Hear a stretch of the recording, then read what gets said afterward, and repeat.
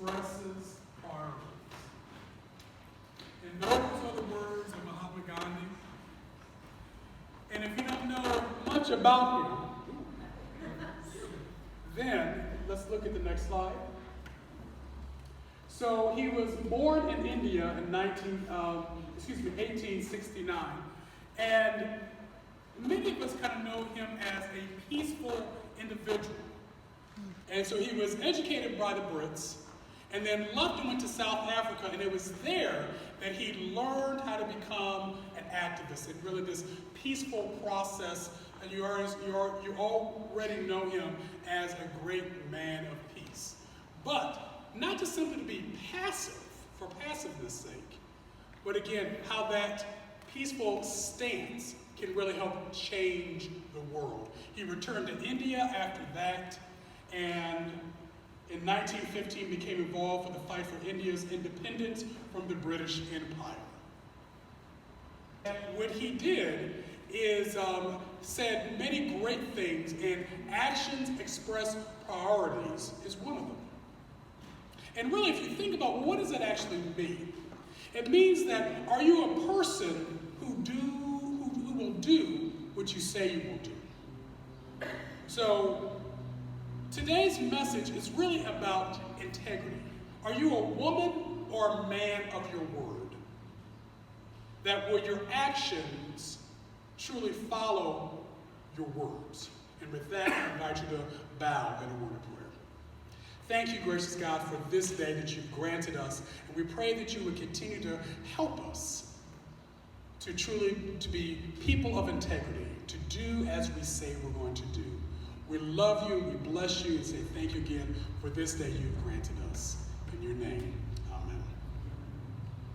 My family and I, over the weekend, watched a film where another family and it looked like they were all being close and nice and cozy and working together, and they loved each other, but it became soon apparent that they didn't truly value one another. What they truly valued were things, the stuff that they could accumulate, the house, the boat, the gadgets, all the things. Those were the things that became more important to them than their actual relationships. And when you ask people today, what do you care about? What really matters to you? People will give you a long list of things.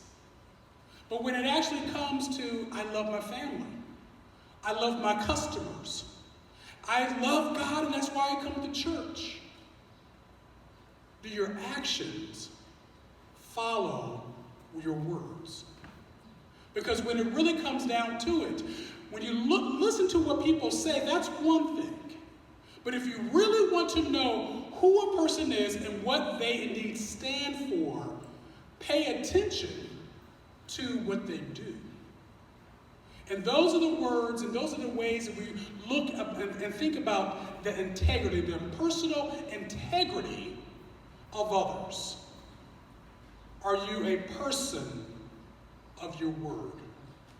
So although Gandhi could have gone off after he got his British degree and pursued, like many people do who get degrees, and to go off and they live the good life.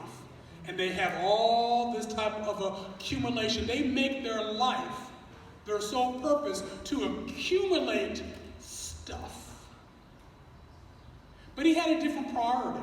And I love the irony is that he was trained in Britain and then used the education he received from them to overthrow British rule over India. Yes, that's right. So in other words, his priorities was like, yes, I can get this education, but I'm going to use that because my priority is not just for myself, it's for my people. And I'm going to work for their liberation. So we understood what his words were and what his priorities were. So oftentimes we can say, I care about this and I care about that.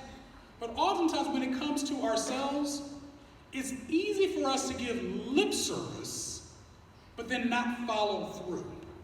For example, I'm going to start losing weight so I can then do better. And even though I should be going to the doctor, I'll make that appointment next week. And then rather than next week, next year has come, and you're still the same size, and you haven't seen the doctor. Or something else. I'm going to see a lawyer, and I'm going to get a will and a medical power of attorney. I'm going to take care of all of that because that needs to be done. And then a year later, you still haven't seen the lawyer. And it's not that you don't feel these things are important, they're not priorities. Because if there were priorities, you would take the steps to go ahead and to make sure that it gets done. In other words, the things that matter the most to us get prioritized. And we'll make sure that gets taken care of, or that happens. And then everything that's kind of secondary is just important, but doesn't have top priority. So as I said, today's message is about our own personal integrity. Are we the person, a man or a woman of our own words? So what this quote says, and even what Jesus said a little bit later, what we read in the Gospel of Luke, really gets to something deeper. It gets to the heart of the matter. Not just so much what do you say, what you do, but really ask the question, who are you? What type of person are you? Who are you at your core? Because whoever you are at your core, that is going to be expressed through your actions. Again, you can look at somebody and listen to them, but you have to watch their deeds to truly find out who they are at their core.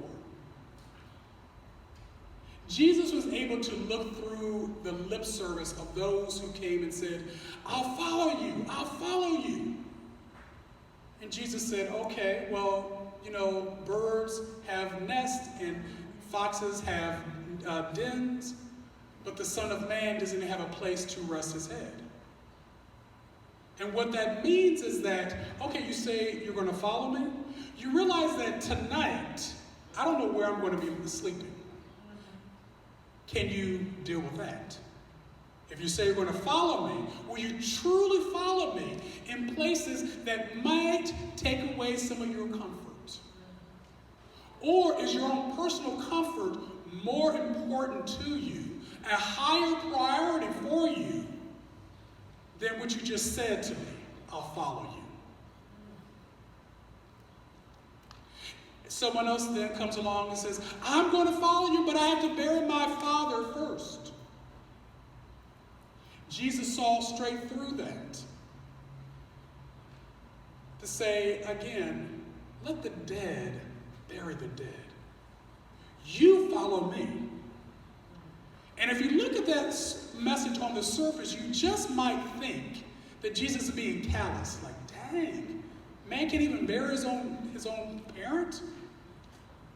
But that really wasn't Jesus. That wasn't what Jesus was getting at. What Jesus was really focusing on was that I see through you. You're simply using that as a highfalutin excuse for delay. Because let's say I do allow you to go bury the dead. Would I then see you afterwards? Or will then something else come up? And then another excuse comes up. And then another really big priority, it comes up.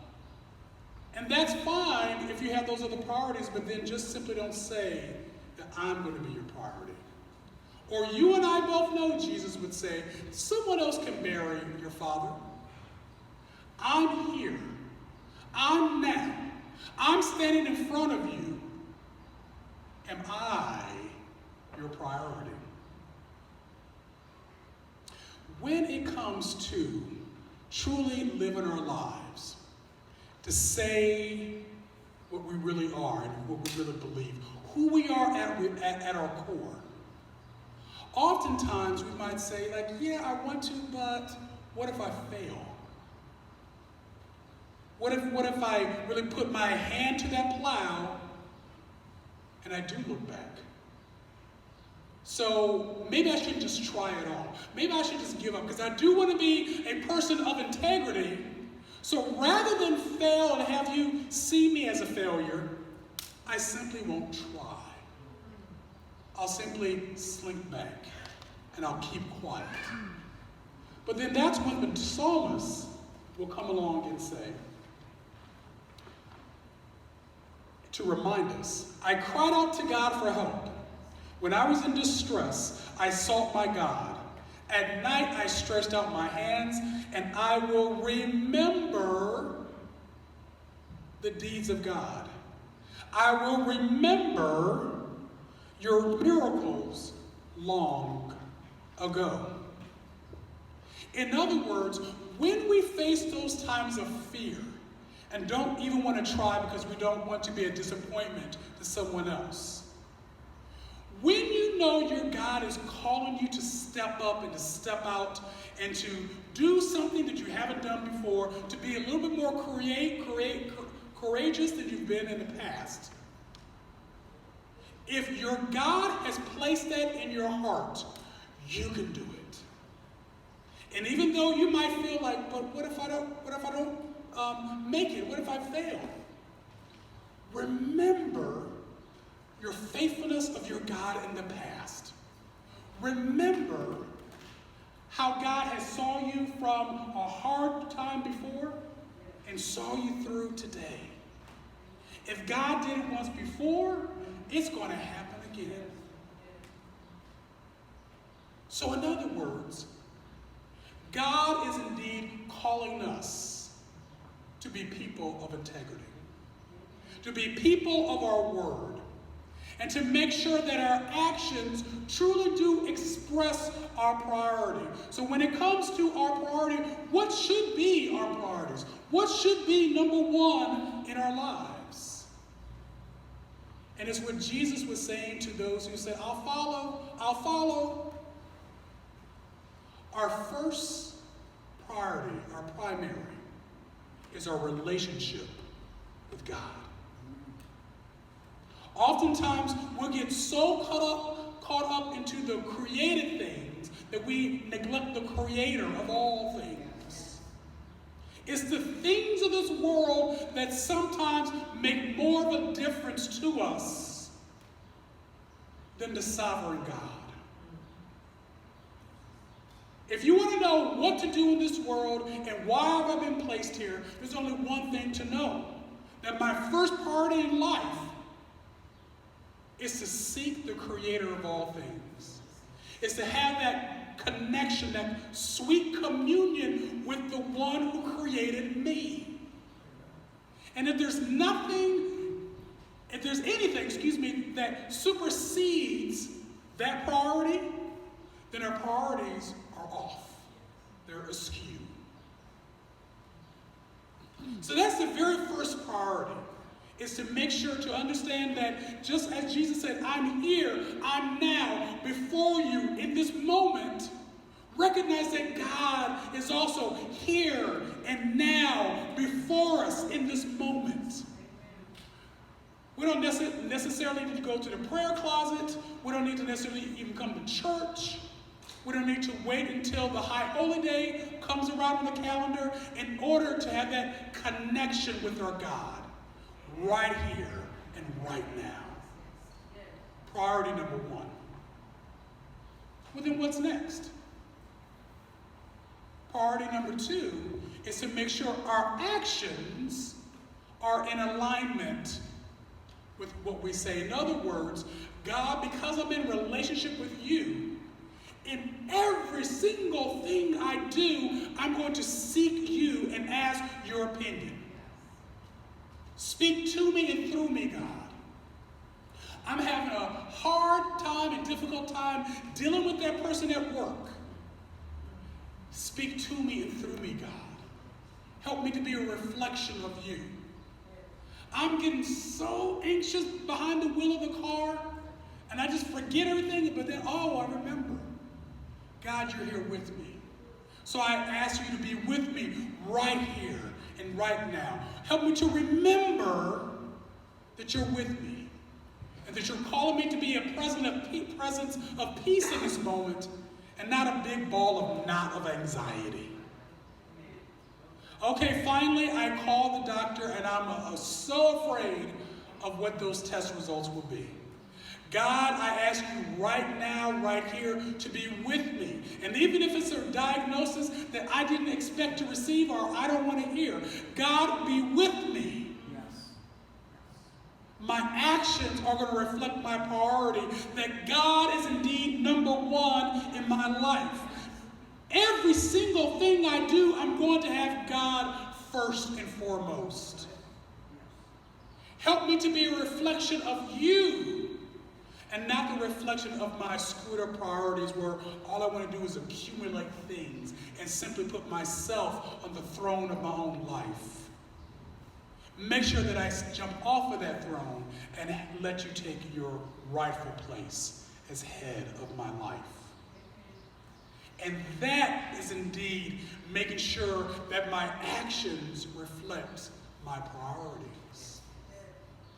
First priority, recognizing that you have a relationship with your God. Second priority, and everything else is secondary. And everything I do, from the small and mundane to the large and even life-threatening or life-changing decisions. God, you're going to be in it all. I'm going to trust you. I'm going to invite you in. And give me the courage to follow you in whatever it is that you're asking me to do or asking me to say. Sometimes easier said than done. But that's the walk.